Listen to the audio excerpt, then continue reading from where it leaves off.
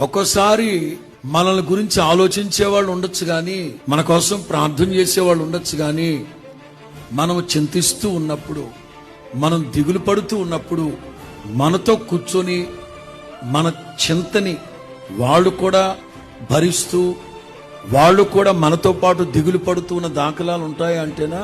అస్సలు ఉండవు. ఎందుకంటే ఈ లోకంలో ఎవరి ఆలోచన సరళి వాళ్ళకు ఉంది.